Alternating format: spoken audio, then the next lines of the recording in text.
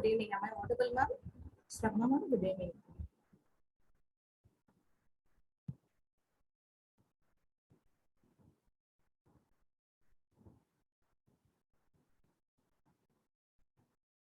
Ma'am, am I audible? Swapna, ma'am?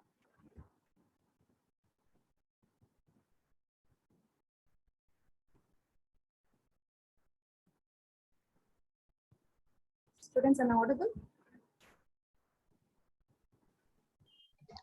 Hi, Kartika. Ma'am, audible. Hi, Swapna, ma'am. Good evening. Kartika, I'm here. Okay, Ma'am, sir. ma'am, you can start. Good evening, all. It's an honor itself to honor this beautiful audience gathered here. I, Dr. D. Kartika, welcome you on behalf of the management, principal, dean of academics, administrative officer, head of various departments, members of faculty, and students to this wonderful session. Positive thinking is a powerful thinking. If you want happiness, fulfillment, success, and inner peace, start thinking you have the power to achieve those things. Focus on the bright side of life and expect positive results. Now we have such a young and energetic and dynamic personality at Misters, whose positive attitude has changed the world around her. I'm really privileged to introduce our guest speaker. Spanalata J is a disability rights activist, singer, photographer, motivational speaker, and a beauty pageant winner. She often writes short stories and can speak about 10 languages. She was diagnosed with the primary progressive multiple sclerosis in 2009 and currently wheelchair bound. She is married to Dr. Guru Prasad T.S. and has 2 adorable children. She works in the areas of accessible transport, accessible infrastructure, rehabilitation, counseling, awareness, and inclusion. Through Swarga Foundation, she started Sharati, Tamil Nadu's first transport facility for people with disabilities and senior citizens. Swarga Foundation also made a police commissioner's office, railway station, and 10 government schools in Coimbatore wheelchair friendly. Saukya Physiotherapy Center, their flagship project, have provided free physiotherapy services, Ayurveda and counseling to more than 6,000 patients. Swarnalata speaks on topics like converting adversity into opportunity, leadership skills, youth empowerment, women empowerment, inclusion, and multiple sclerosis awareness. Ma'am, please let us have the privilege to listen to your speech, ma'am. We are all set to listen to your words. Over to you, ma'am. Thank you so much for the introduction. Are any more students expected? Well, they'll be keeping on joining because just now they have been completed the placement class. So they'll be joining. Okay. So we have less than 100 students currently. So do you want us to wait for some time? And sir, shall we start with how? Ma'am, good evening. This is Dr. Anand, HOD of Computer Science. Yeah, good evening, Yeah, Dr. how are you, ma'am? How are you, ma'am? Fine? I'm doing good. Thank you so much. Good, yeah, thank you, ma'am. Thank you, ma'am. Ma'am, actually, just now only for the final years, we completed the placement session. We made a request to close the session in previous thing. So, I'll be having a 5 to 10 minutes. We have to take a refreshment and be back to session. Okay. Okay. So you We'll want me to wait for the other students? They will be auto join with this particular thing, ma'am. Okay. If you don't mind, we can start the session. I think that's what I'm. Okay, done. Okay.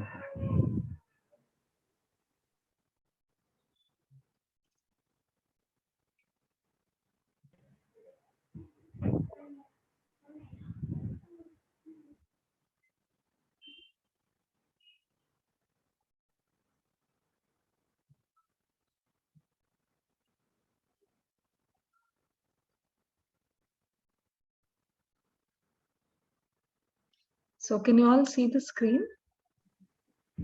Yeah, ma'am. Um, Actually, I and Kartika can able to mute and unmute my thing. We both are co-host, so we can other students cannot make them interaction. That's what I said. Are you able to see the screen where it is written as iceberg? We can able to see your window explorer file only, ma'am. Okay.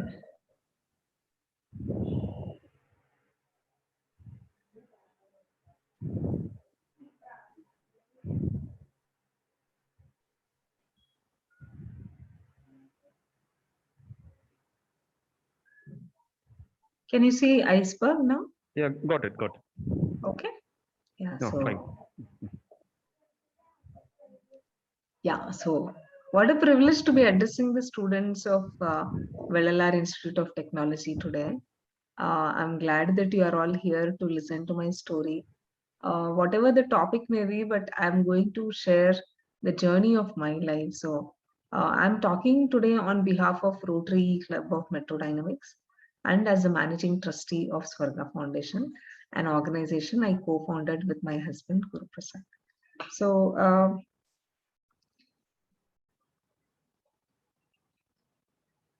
like you can see the screen, I'm on wheelchair. So anybody will start thinking she's pretty, I mean, what makes her sit on a wheelchair? So I'm going to tell the story about it now. So first, before that, I want to just share about my professional career. I had a glorious professional career with companies like Mitsubishi, ITC, AXA, and Audi, the car company. I was heading the customer care for Karnataka and also executive assistant to the CEO of Audi. Yeah, that is when my son was 2 years old, and suddenly one day I was neck down paralyzed. I had fever in the morning. I took a paracetamol thinking I should be okay. But by afternoon, I was neck down paralyzed. So my company thought that I won't be able to fit into the organization anymore. So they forced me to resign. And on the right hand side, you can see the picture with Rahul Dravid, me in the suit. So I'm delivering his Audi Q5 to him. This was in the year 2009. And on the left, you can see I'm collecting an award from my Japanese boss. So it was a nice career, but it all ended because of this sudden fever. And I was there in hospital for more than 5 days, and doctors didn't know what to tell. They were scared to tell me the reports. So we looked into the reports, and it said multiple sclerosis. So just like you, I also didn't know what it is, and even I didn't know how to spell it. So we did a bit of research, we did a little bit of Googling, and there was so much information about the disease that anyone could get a heart attack knowing what it is. So, in simple words, multiple sclerosis is a disease of central nervous system which affects the brain and spinal cord. Like you can see on the nerves, these are nerve endings in the screen that you can see, orange ones. The blue color ones are the nerves. The blue coating is called as myelin. So when that coating goes off, the signal from the brain doesn't reach the nerve. And again, in turn, the signal doesn't reach that particular organ. For example, brain doesn't say that you have to do this work. Brain doesn't say you have to walk. It doesn't say you have to talk, you have to eat. So a lot of things that we cannot do. Since nerves are all over the body, it affects the whole body and we are not able to do a lot of things. For example, in my case, I'm 90% disabled. I cannot walk. I don't use my hands well. I have bowel and bladder issues. I can't hold a pen and write. So there are a lot of things, and um, I must tell you something about the disease that it affects more women than men. The ratio is 3:1, and mostly in the prime of your youth. You know, when you have dreams, when you want to study further, when you want to work, when you want to get married, when you want to have children, when you want to earn more money. That is when this disease strikes any person. And yeah, it's a Westerner's disease. It's found in prominently Canada, Bulgaria, Germany, and it is very, very difficult to diagnose. Some people ask me that if I were diagnosed earlier, would I have been better? I can't say that because I had few symptoms and we did many MRIs, many CT scans, blood tests, so many tests, but nothing came out. So it was sudden fever and boom, I was neck down, paralyzed, not able to see properly, not able to talk properly. So there were so many things that I couldn't do. Like, morning I was fine, but by evening I was neck down, paralyzed. And when my son came into the hospital room, he was totally shocked. He didn't know how to handle that kind of situation. And it kept me thinking that what am I going to do with my future? Is it going to be temporary, permanent? Am I going to walk again? Am I going to have a career again? So many questions. I was a wife, I was a mother, I was a human being, I was a career woman. So what's going to happen, Morning I was fine until night. Now I need help to even go to bathroom. So um, I went into severe depression. Um, it kind of they gave me steroids. I took steroids for 1.5 months, after which I regained 60% of my mobility, and 40% I had lost forever. Whatever 60% is there, have been losing that gradually. But before that, one must know what are the common reasons of multiple sclerosis. One is I have interviewed a lot of women who are affected with this disease. Most prominently, girls in their childhood or teens have been sexually abused, and since it is mostly by a family member or a person closely related to them, they're not able to come out of it, come open about it. So I really urge all the girls to heal yourself by sharing it with somebody who's trustworthy. You have to come out of it, otherwise it will show up as something else in the future. So that's so very important. Whatever happened has happened, so you have to move on, you have to find a good future for yourself. So that's one thing. And one other way to prevent sexual abuse is train yourself in self-defense. That will help you a lot. So prevention is always better than cure. Second is peer pressure. What I've noticed is children between, generally who have passed out of 12th, who are in their first year engineering or medical or some professional courses, they are diagnosed because they undergo extreme pressure to perform, to study, either by parents or by their own family members or by themselves. They look at their cousins, who are doctors in US, and they want to become like that. It's a good thing, but at what cost do you want to put yourself under so much stress is the question here. Third one is identity crisis. A lot of girls have so many dreams. Just like boys, we also study, we have been treated equally by our parents. But then we end up in a marriage, then we have family way, children, we have a lot of responsibilities. And most of them end up sacrificing their professional life or their dreams and goals for the sake of family. I'm not saying that you should not have a family life, not get married, not have children, but you should always find a balance to find your dreams fulfilled. At the same time, you should also ensure that your responsibilities are performed. So, just the right balance should help. And fourth is genetic reasons. Anybody in the family could have had the disease from 7 generations, like your grandfather's grandfather must have had it, so you would not know. So this could also be one of the reasons. And what exactly happened in my life actually? So I was the second daughter. We were four daughters actually to our parents.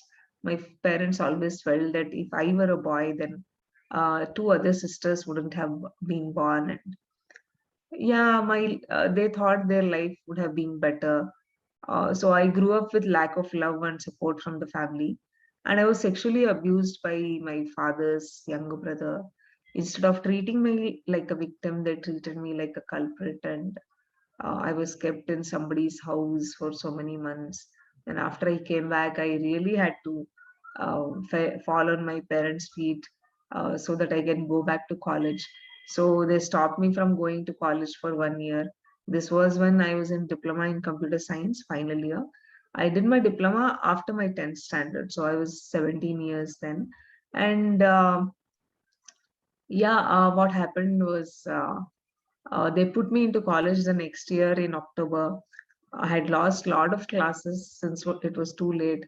And in November, I met with a road accident where I lost my grandma on the spot, and I had multiple fractures in the jaw and in the legs. So I could not talk, I could not walk, I could not eat for many months. And still, I gave the exam and I secured a seat in engineering. So after I got the seat in engineering, my father was very clear that okay, I'm going to pay fees for you or your sister, you decide. So I thought in future when I have an opportunity, I will definitely study. So this time let my sister study. So I started working at the age of 18, and and thereafter came a big blow of my life. My father was very, very stressed out at work, and he committed suicide.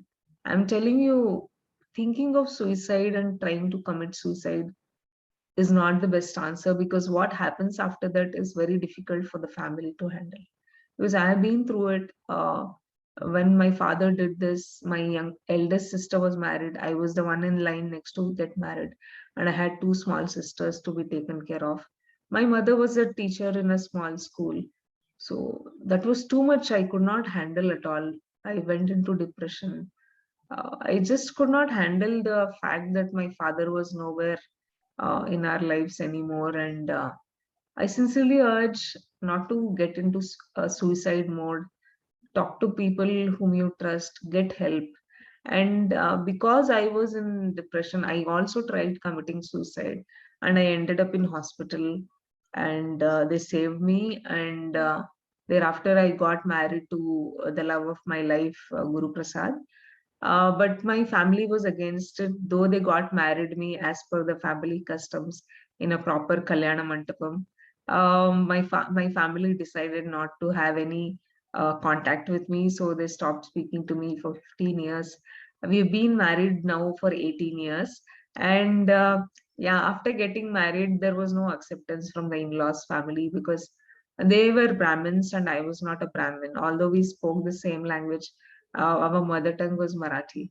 Yeah, but then again, I had PCOD because of all this stress I had undergone.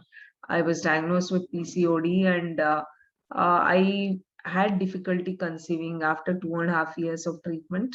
I did give birth to my son, and when he was 2 years old, I in 2009 I got diagnosed with multiple sclerosis. Disease is not curable, but can be managed to a certain extent. So, having been through so much in my life, what does it actually make you feel? How does one feel, after going through all this? So, I went into depression, like I said. Then I lost my self confidence. I was battling with stress all the time. I had this fear. Okay, I had seen so much wrong happening in my life. So what next? I was expecting that another wrong thing would happen in my life. And because of this, I also had failed relationships. I could not maintain any relationship with anybody. So, and also this disease has seen me in various stages of deterioration. So first, I started holding people for support to walk. Then it was the walking stick phase. Then it was walker phase. Then it was wheelchair phase. So it was pretty difficult to mentally and physically to accept that this kind of thing is happening in my life. And what actually transformed my life was my life in hospital. 2 years after my diagnosis, I gave birth to another child, a daughter. And when that, so I was born and brought up in Bangalore, and I worked in Bombay for a couple of years. So in 2012, when my daughter was about 5 months old, we moved to Coimbatore. So when we moved to Coimbatore, my condition worsened actually. So I was put in hospital for 93 days for the first time. So I was still feeding my daughter when I left to the hospital. And it was very stressful moment as a family for us because my daughter was 10 months old, my son was in UKG, which means he was 4 years old. So my husband had to manage children, his office. He was doing his PhD that time, so he had to manage that also. And my father-in-law also was diagnosed with Parkinson's and Alzheimer's. So me and my father-in-law pretty much came on wheelchair in the same year. So financially, physically, mentally, it was such a burden on the family, having these kind of disease, having two people on wheelchair. So when I met so many patients in the hospital who were affected with the same disease, something in me changed because I saw so many patients who didn't have the life that I had. Of course, I had been through so much, but there are some positives that I like to highlight here. That I had seen a good school, I had good friends, I had been to college, I studied a bit, I had seen marriage, I had seen employment, I had seen money, I had seen children. So there was happiness also that I had seen. So, and there were these patients who had seen nothing. There was a 4-year-old child who had seen nothing in his life, and his life was going to end before even it could start. So I decided that I'm going to change my life, the perspective in my life, and make change in others' lives also. So I started conducting workshops on quilling, mehendi, and we started festivals, celebrating festivals like Rakhi, Diwali, Dasara, and all that. And we also used to make candles, we used to sing Antaksharis, do damshrats, so many things. So when I was going to get discharged, patients were actually crying that, Swarna, you should not go from here because how are we going to stay without you? Yeah, but then there is time when everybody has to leave. So every year I spend at least 4 months in hospital. So January, February, I'm there in hospital, and June, July, I'm in hospital mostly. So yeah, when I come out of the hospital, there are this one particular question that used to always haunt me. What will people say? What will people say if I'm holding walking stick? What will people say if I'm on wheelchair? Then I decided that when I was staying in hospital, none of my close relatives or people whom I thought were close to me called to even check how I am doing or how my husband is managing the whole show. So we realized who is close to us, who is not. So I decided when people don't care about us when we are in difficult times, then why should I bother about anybody? So I should only click on the ignore button. If you ever have any button in life, that must be ignore. Yeah. So when you're doing the right thing, I think you should not bother about what people say. You should always think what your heart says, what your mind says, what you feel about yourself. So there were a lot of people who also said that I can never be a good mother. Yeah, this is my photo with my children, Gagan and Ghana. Gagan is 14 years old and Ghana is 9 years old, 10 years old now. So Gagan is a state level swimmer, state level cyclist, and a district level shuttle badminton player. Ghana sings well, and Ghana is a national level karate champion, and she's won both gold and silver in karate. And Gagan is also won silver, and he's a black belt currently. So both study well. So I don't have to prove anything to anybody. Like, look, I'm the best mom. So that automatically comes from my children's mouth. They say that their mother is the best in the world, and they say to everybody that I'm their role model. So yeah, things are taken care of when you're true to yourself. And a lot of them said I can't be a good wife at all. So what I always feel is, yeah, when you fall in love, Can I just take a break? Just a minute.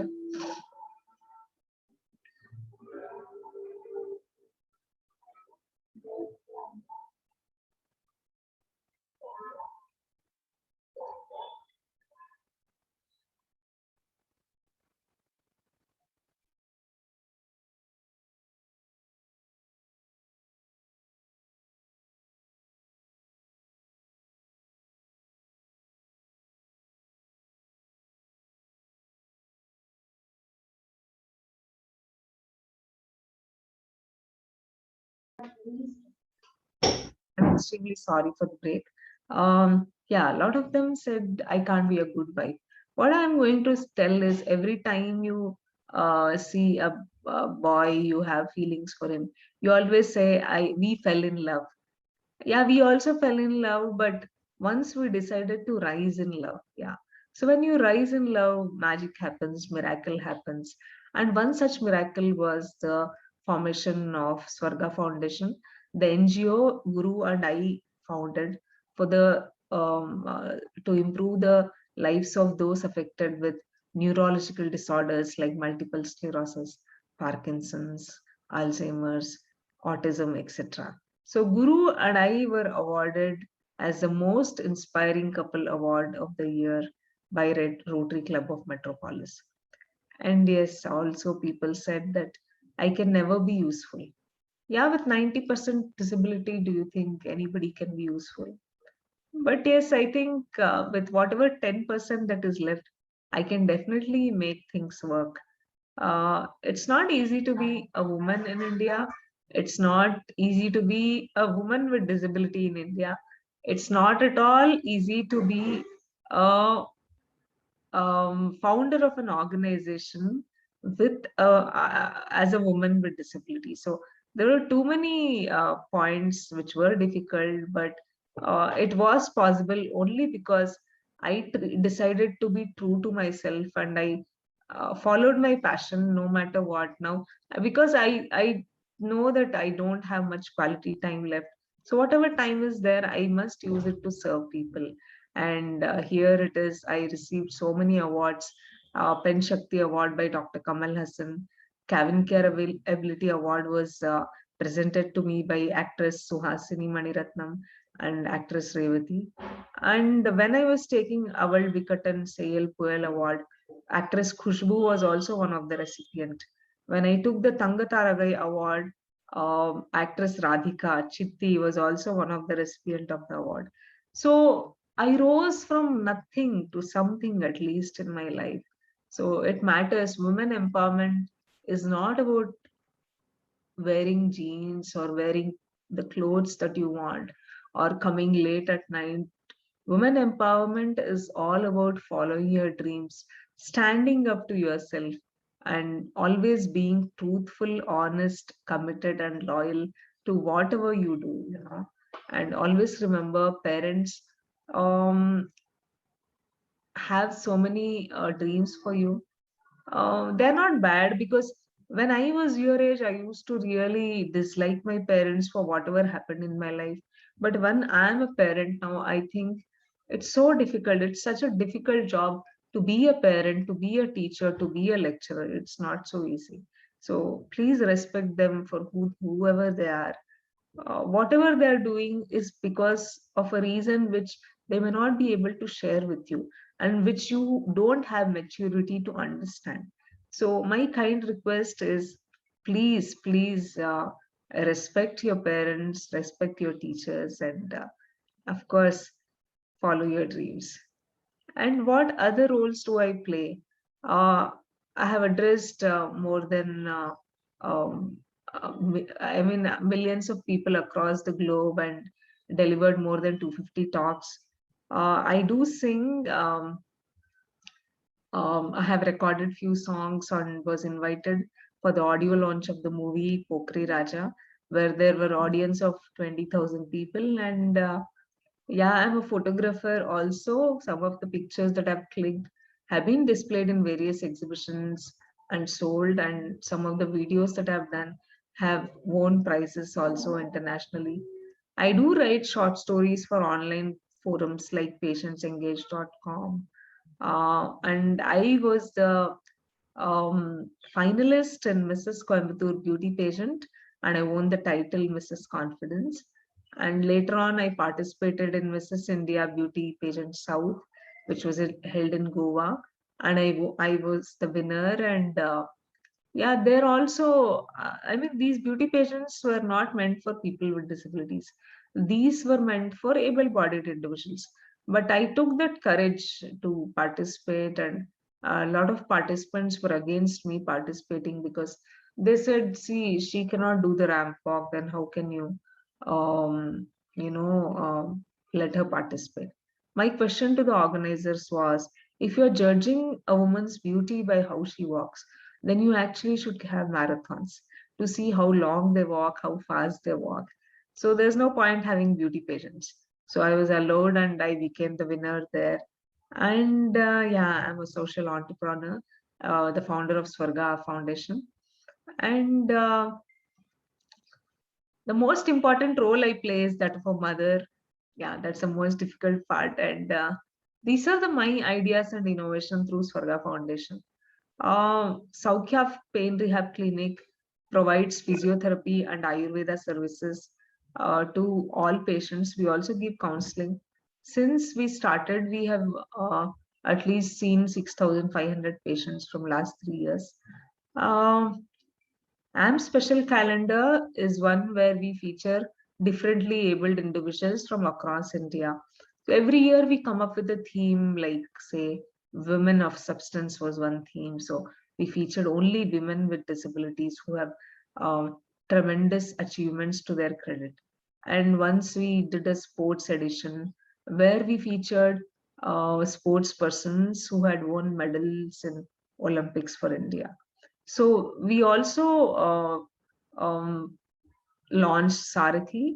It's a taxi service for disabled people and senior citizens in Coimbatore, and this is first of its kind in Tamil Nadu.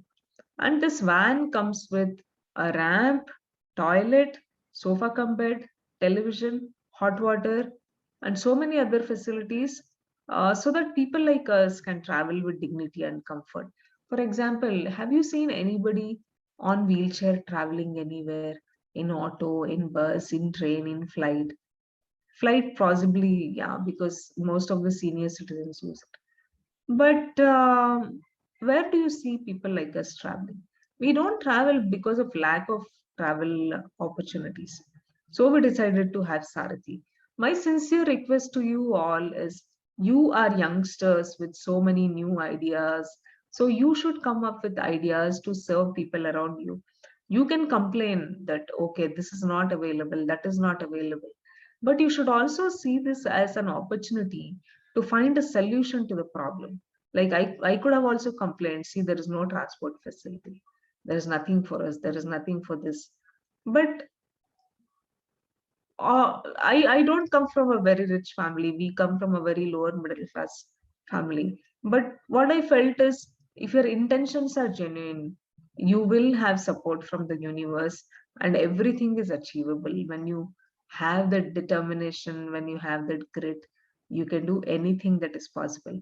For example, if you are a fashion designer, you can make clothes for differently abled or senior citizens, which is easier to wear, easier to remove, because we can't extend our hands, we can't extend our legs. So, for example, you can, if you're an engineer, you can make some equipments exclusively for disabled people. If you are architects and civil engineers, you can build ramps, elevators, and allow us accessibility in any place we go, right? So when you are in future building new homes, you must always have ramps there. You must always have toilet doors bigger, so that we can also go inside. We can also have a social life just like you all. So, and mostly people ask me that, how do I deal with all this? Yeah, the first thing is meditation. It does help calm your mind. It does help manage your emotions to a greater level.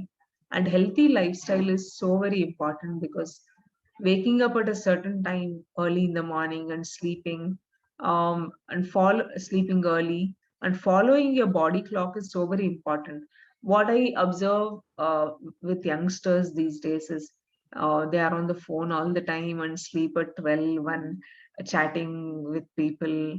So it's not a healthy lifestyle because, when you are youngsters, you have so much energy, but when you reach 40s, you realize that what mistake, what blunder you have committed. So your half of your energy is gone, half of your life is over, then you are left with nothing absolutely.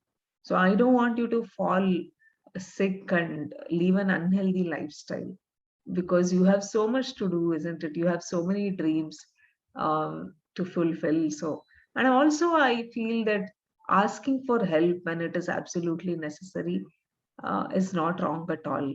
People are there to help you. You just need to ask. It doesn't mean that you have to be lazy. You have to do what you have to do. Be active, do whatever you can. But if you're not able to manage, ask for help. People are willing to help you. And always have gratitude. Because I've seen people who are not able to walk, talk, see, they are not able to shit on their own, pee on their own. I've seen so much that I feel so happy that I at least can talk, I can sing, I can smile on my own, I can think on my own, I can speak for myself. That is so very important.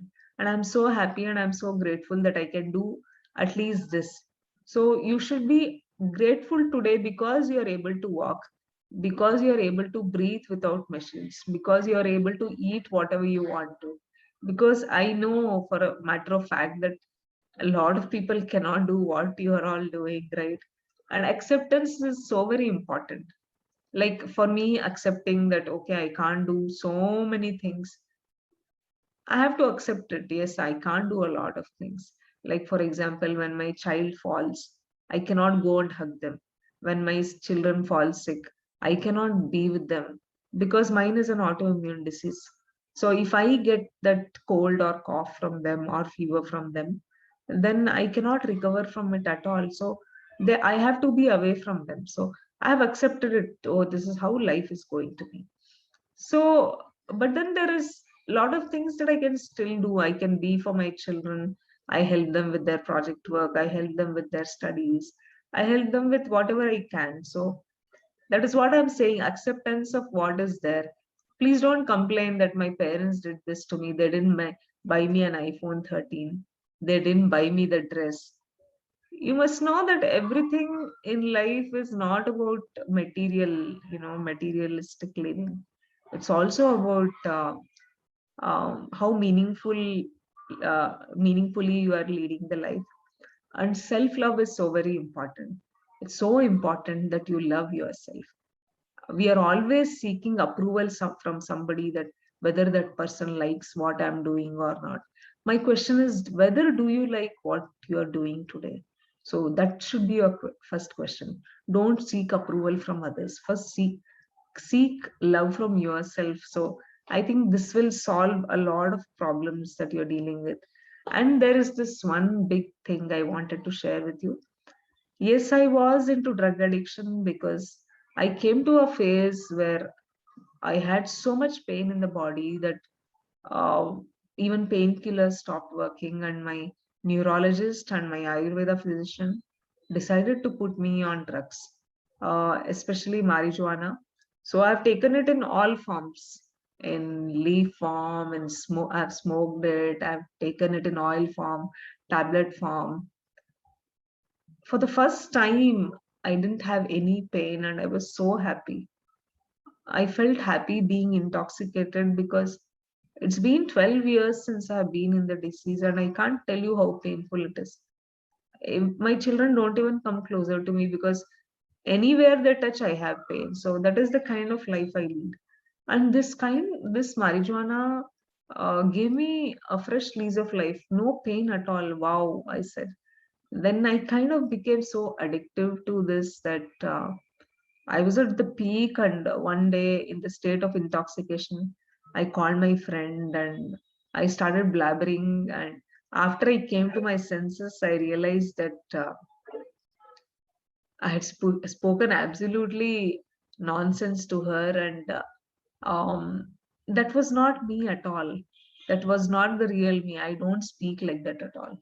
That is when I realized that how low I have stooped, how low I have gone in my life, that I have got addicted to these drugs, and also that I had stopped being useful to anybody.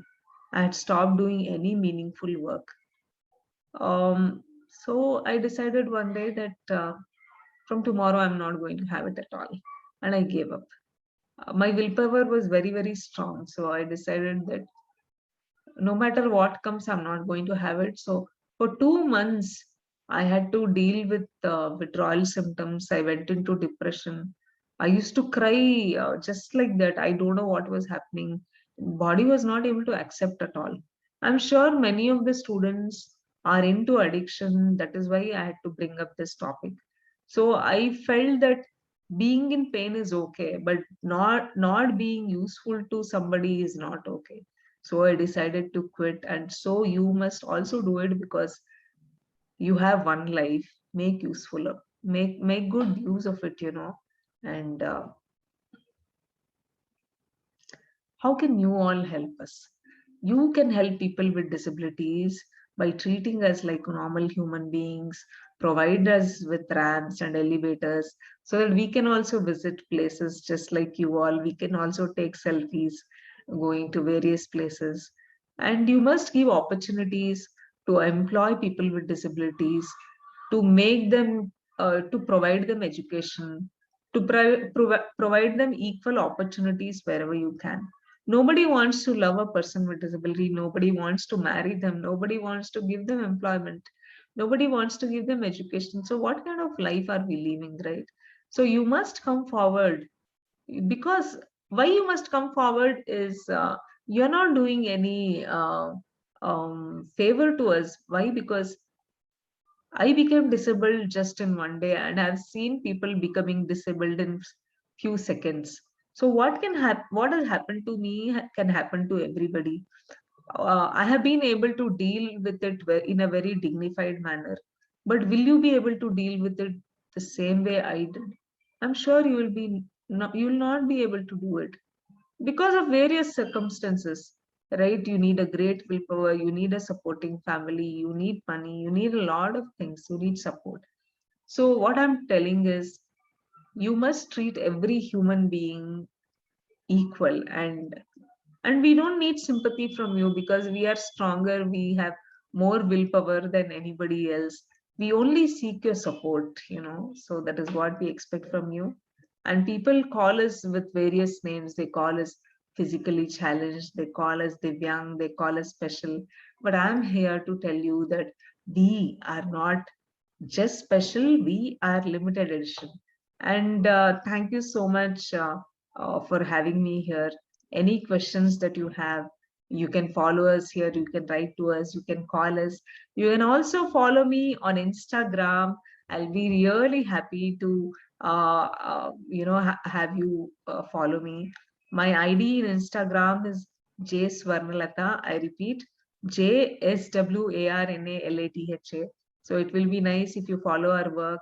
And also I urge colleges to support Rotary clubs and form your own Rotaract club and be part of the community service, because that will make you a very, very good human being.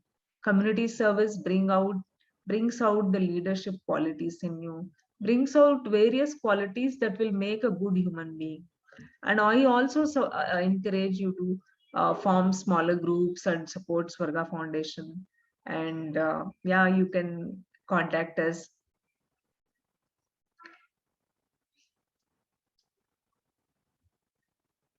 So I would like to ask if any students have any questions. I would be really glad to answer your questions. Students, if you have any questions to ask, please raise your hands, or just you can. Thank you, Mridubhashini, for following me. Who is your motivational speaker, ma'am? Lakshana, I am not following anybody. I'm just following myself. I think the biggest mantra in my life is not to follow anybody, but just to follow my heart and my mind. Because when you meditate, it gives you a direction. The universe itself speaks to you that you have to go in the direction. You will get messages from the universe. I'm telling you, you do meditation for like, say, at least 21 days. And I'm going to tell you that it will give you, it may not solve all your problems, but it will at least give you some direction in life. Yeah. Thank you so much, Lakshana, for that question. Anybody else who would want to ask any questions?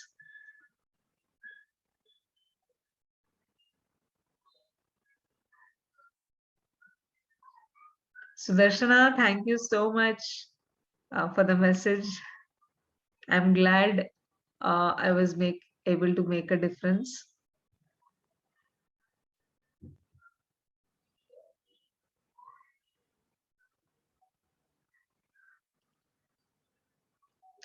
Anybody else wanting to ask any questions?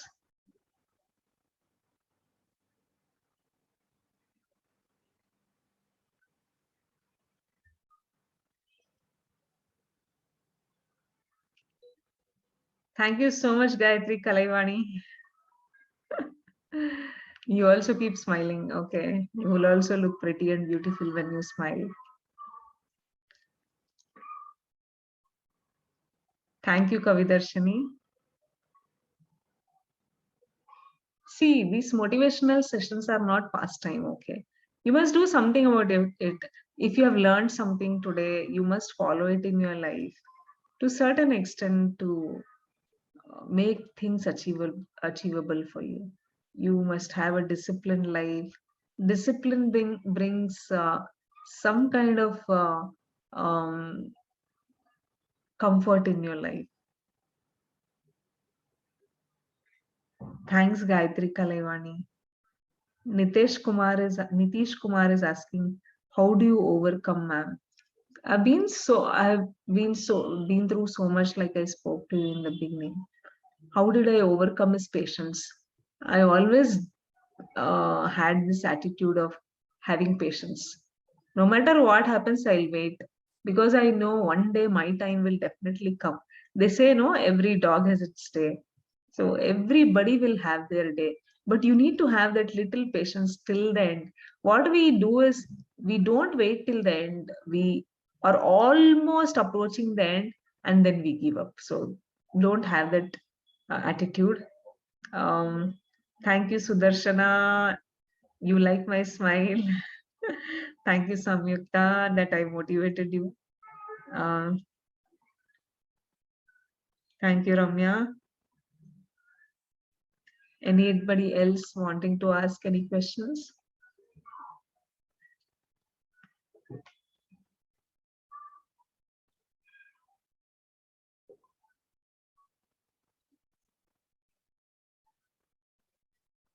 Pujita, thank you for your message. See, I don't need appreciations. What will appreciation do to me? It will only boost my ego. What I want from this session, that you all should change your perspective towards life and try to be good citizens, better citizens. Try to change things around you. And Shivram, thank you so much. Madhubhashini, thank you so much. Gayatri Kalaivani, thank you. Reema Jasleen, thank you. Darshini, thank you. Nitish, thank you. Nishant Kumar is asking, what was my dream before I was affected with neck-bone paralysis? I was undergoing so much in my life that I never had dreams actually. Like, for example, when I was in high school, Sushmita Sen and Aishwarya Rai became international beauty queens. And that time I thought, oh, I must also become beauty queen one day. But that was not possible. But it did happen after I became disabled and after I got married at the age of 39. I won the Mrs. India South title. So there is no time, you have those small um, um, dreams. Like, for example, every Independence Day, Republic Day, we used to have chief guests in our school. And then I used to think that I should also be invited as chief guest someday at some school. So now I'm so busy delivering talks that I'm chief guest at so many colleges and corporates. So these were small dreams that I had. I had a dream that my photo should come in newspaper. They should write about me. Whenever I saw somebody famous, then my articles started coming in newspaper. Uh, there are so many articles written about so many about me, about my work. I've been featured in various channels, even in NDTV. So yeah, these were the small dreams that I had, which got fulfilled, and yeah, so many students are thanking me. Santosh Kumar, waiting for next best motivation speech, ma'am. Thank you so much, Santosh. Thank you, Shubhashri, Selva Harshini, Sudarshana, Madhumita Murugaswamy, Bodhi Shankar. Yeah, anybody else? Thanks, Santosh. I want to give a small piece of advice to everybody that last year they launched iPhone 12, 12 Pro. This year they are launched iPhone 13. So every year, are you going to buy new iPhones and torture your parents to get new phones for you? What I feel is, are these iPhones or any other gadget um, going to make you a better person? Is it going to make you a better human being? You are trying to only show off what you have. But what I feel is you also have to show off your character at least once in your lifetime. So do that, concentrate on showing off your character. Yeah, that will do a lot of good to you. And girls, especially, your beauty is not in the beauty parlor. It comes from within, it comes with the smile, it comes from the honesty, it comes from the genuineness. And yeah, everybody here, I want to tell one more thing. Please adjust a little bit wherever you go. Adapt to the situations. You can't demand wherever you go. Things are not favorable everywhere. And soon after you complete education, you want to become CEO of a company. When you don't even have those qualities, you're looking at 1 lakh salary per month. Do you have leadership qualities? No, you need to get trained first. Have a good training, learn so many things. Then there is a possibility of you becoming a CEO or whatever you want to. Like, for example, I have not stopped learning anytime. Like, I can speak more than 10 languages. I can write 6 languages. So I sing, I do so many things. So learning has never stopped in my life. No matter how old you become, you have to never stop learning. And yeah, thank you, Manjari. Thank you, Shankar. Thank you, Pradesh Kumar, Gayatri Kalaivani. I like your English, just I don't want to quit. Gayatri Kalaivani, I want to tell you something that till my 10th standard, the only English sentence that I used to speak is my name is Swarnalatha. Because the place that I was born and brought up, the school that I went to, we used to speak only in Kannada or Hindi, so we never spoke in English. But what exactly happened is I was enrolled in Scouts and Guides, so I was a guide then. So we went to one of these camps, and everybody was speaking very good English. They were all convent educated. So they made separate groups, like people who speak English, people who don't speak English. So there was so much discrimination. That is when I decided that one day I'm going to speak in English, I'm going to write in English. So my willpower was so strong that I started reading so many books. I started making mistakes. Yes, when you are learning a language, when you're speaking a new language, you tend to make mistakes, but it's okay. Even when I came to Coimbatore, I didn't know Tamil, but I even sing in Tamil now. So it's not that difficult. Only thing expected out of you is effort. You have to put sincere efforts in whatever you do. And Mridu Bhashini says there is so many struggles behind your smile, ma'am. Hats off to you. Thank you so much. Gayatri, Kalaivani, Sangamitra, Sudarshana. Yeah. Anybody else wanting to ask any question? So let me sing a song for you all. Oh yeah, Anant asked me that. I'm going to sing and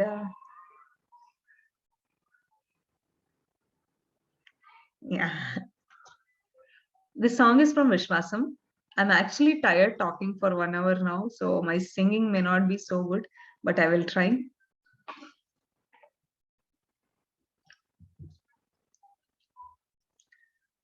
கண்ணான கண்ணே கண்ணான கண்ணே என் மீது சாயவா பொன்னான நெஞ்சை பொன்னான கையால் பூ போல நீவவா நீ தூங்கும் போது முன்னெற்றி மீது முத்தங்கள் வைக்கணும் போர்வைகள் போர்த்தி போகாமல் தாழ்த்தி நான் காவல் காக்கணும் எல்லோரும் தூங்கும் நேரம் நானும் நீயும் மௌனத்தில் பேசணும் ஆராரிராரோ ராரோ ராரோ ஆராரிராரோ ஆராரிராரோ ராரோ ராரோ ஆராரிராரோ. Thank you so much, everybody. And thanks so much, Kartika, for inviting me to this wonderful session. Your students have been really enthusiastic and amazing. I'm glad that I've been able to address such a wonderful audience. And students, please be good to your teachers. Please become good citizens of India. We know how well the government functions. We can't complain much. But you do your best and try to improve this country. Thanks, Anand. Oh, it's Dr. Anand, sorry.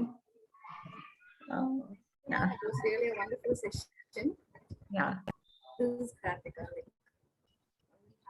I will definitely come to your campus, Mridu Bhashini, when there is a right opportunity. Shall we end up now? Yeah, sure. Ma'am, we are waiting for you to have you in our campus, ma'am. Able to hear me?